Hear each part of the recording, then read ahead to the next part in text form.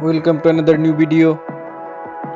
In this video you will see how to fix YouTube and error accurate problem. Please follow complete the process.